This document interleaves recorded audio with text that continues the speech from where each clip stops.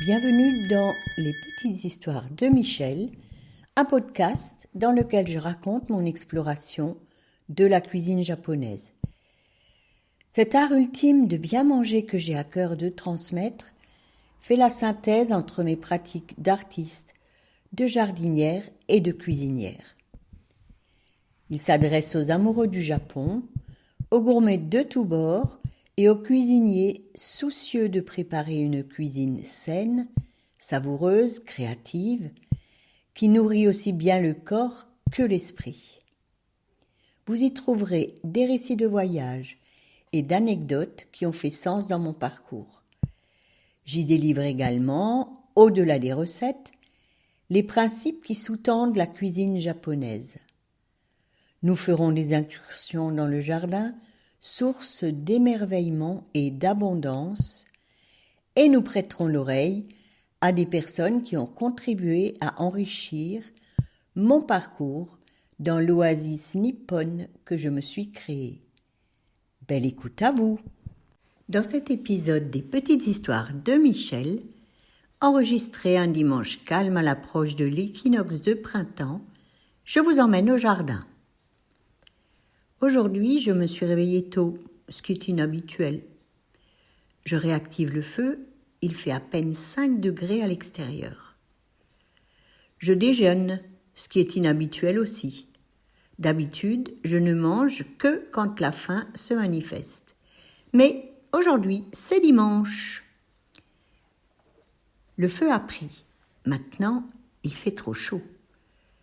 J'enfile mon anorak et mes chaussons de jardin. Les poules sont déjà en train de s'énerver. Agitées près de la porte du poulailler, elles sont dans les starting blocks pour se précipiter vers le compost. Collerette s'aplatit devant mes pieds. C'est le signal pour me faire savoir qu'elle est prête pour sa séance de câlins. Gratouille autour du cou, sous les ailes, par devant et par derrière. Brunette, elle, n'est pas sortie de suite. Elle termine son bain de sable en s'agitant frénétiquement dans la cuvette qu'elle s'est creusée sous l'échelle qui monte au premier étage. Je ramasse au passage 2 petits cocos collés à l'œuf factice que j'ai déposé là pour les inciter à pondre à cet endroit. Ma promenade dominicale se poursuit sous le prunus. Ce n'est pas un sakura comme ce tout rose que les Japonais vont admirer lors du hanami. Mon hanami à moi commence début mars quand les fleurs discrètes d'un délicat rose ancien commencent à gonfler sur les branches. Il va s'étirer jusqu'à la fin du mois.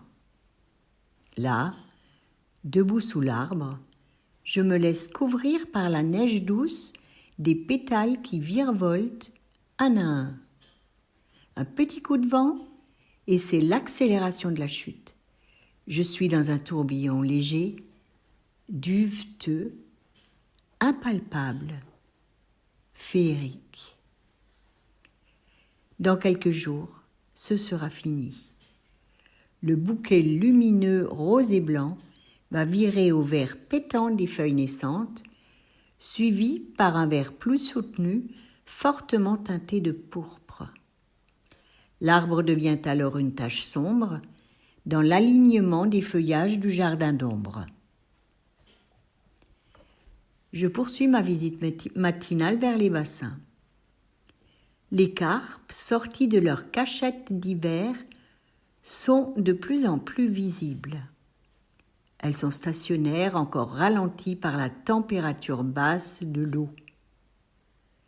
Je découvre des bancs de nouveaux poissons rouges, tout petits et plus nerveux. La relève est là pour compenser les pertes dues au héron. L'oiseau a découvert ce garde-manger royal et ne se gêne pas de prélever ce qui lui convient, se sachant impuni. Plus loin, dans une bordure, 5 têtes d'asperges pointent déjà, attaquées par les limaces sitôt sorties de terre. Je les laisse verdir, contrairement au mode de culture alsacien où elles sont butées pour rester blanches. Dans quelques jours, sautées rapidement à la poêle, elles m'offriront un super accompagnement de saison. Dans le jardin zen, le magnolia est prêt à fleurir. Dans quelques jours, ce sera l'éclosion. Le camélia fait sa vedette depuis quelques semaines déjà et continue de multiplier ses fleurs écarlates. Vite un petit tour au verger où les pêchers sont prêts à être taillés. Les boutons floraux explosent de toutes parts. Là, il faudra trancher dans le vif, mettre un tiers de l'arbre par terre pour lui garder sa forme et récolter des fruits plus gros, pourvu qu'il ne gèle plus et que les températures grimpent en journée pour que les abeilles puissent sortir et les polliniser. Les muscaris colonisent le jardin de leurs grappes bleues éclatantes. S'ils étaient comestibles, je serais sûre de ne pas mourir de faim. L'ail des ours s'étale aussi. Cela fait plusieurs jours que les jeunes feuilles finissent dans mon pilon pour la confection d'un odorant pesto de printemps. De retour sur ma terrasse, les poulettes m'attendent déjà. C'est là que je leur jette quelques graines de tournesol. C'est leur friandise du jour. Tout près de la maison, le cognacier est déjà couvert de fleurs blanches et à côté, le lilas fait ses premières grappes mauves. C'est le signal pour planter les pommes de terre. Mais pas aujourd'hui.